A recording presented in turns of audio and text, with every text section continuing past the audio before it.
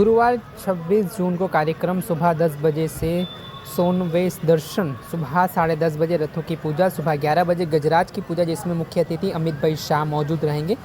दोपहर 2:30 पे कांग्रेस कमेटी की बैठक, शांति समिति की बैठक शाम 5 बजे।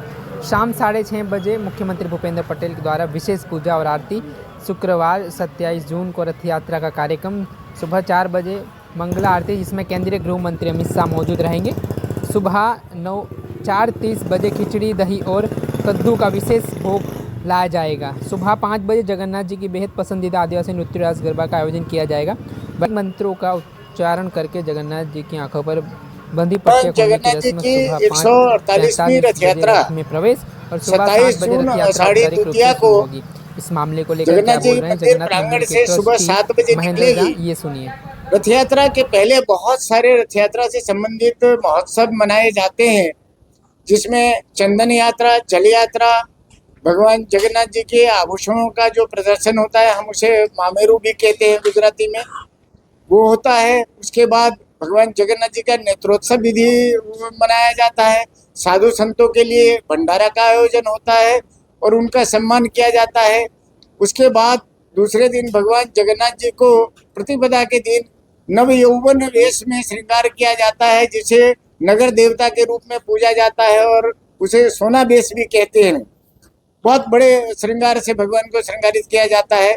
उसके बाद रथ यात्रा की जो लीडरशिप लेता है, वो सारे गजराजों को मंदिर प्रांगण में भगवान के सामने पूजा आरती की जाती है और प्रार्थना की जाती है गणपति भगवान से, ये चले कि भगवान हमारे जगन्नाथ जी को आप सुख रुख ले जाएं, लोगों तक खबर अंतर पूछ करके और समय से आप वापस ले जाएं, इस तरह की प्रार्थना की जाती है। परंपरा के अनुसार हर वर्ष जितने भी शांति समितियां हैं और दूसरे समुदाय के लोग, जो दूसरे धर्म के लोग हैं, वो सब रथ यात्रा की पूर्व संध्याएं महाराज श्री को रथ यात्रा की शुभेच्छा देने के लिए आते हैं। उसमें गुजरात राज्य के माननीय मुख्यमंत्री भी आते हैं और महाराज श्री को आरती पूजन करने के बाद महाराज श्री को रथ यात्रा की शुभेच्छा देते हैं। फिर दूसरे दिन जिस दिन रथ यात्रा निकलती है, उस दिन सुबह 4 बजे मंगला आरती होती है। मंगला आरती में ईश्वर मुख्य अतिथि अपने देश के केंद्रीय गृह मंत्री माननीय अमित भाई शाह रहेंगे।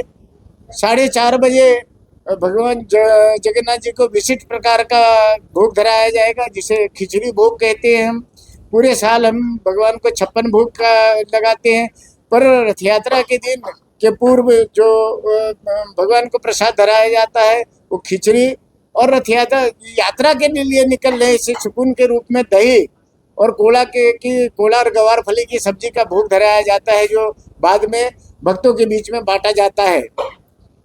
5:45 पर भगवान जगन्नाथ जी को तीनों रथों में प्रस्थापित किया जाएगा और उस समय भगवान के अति प्रिय आदिवासी नृत्य का आयोजन है, रास गरबा का भी आयोजन किया गया है और ब्राह्मण लोग वैदिक मंत्रोच्चार करते रहेंगे। इस दौरान भगवान जगन्नाथ जी को तीनों रथों में बहन सुभद्रा और बलदेव जी को प्रस्थापित करके पूजन किया जाएगा।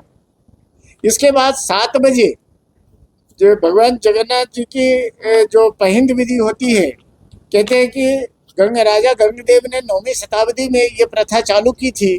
भगवान जगन्नाथ जी के सामने ना कोई राजा है, न कोई रंक है, न गरीब है, न अमीर है, उनकी दृष्टि में सभी उनके भक्त हैं।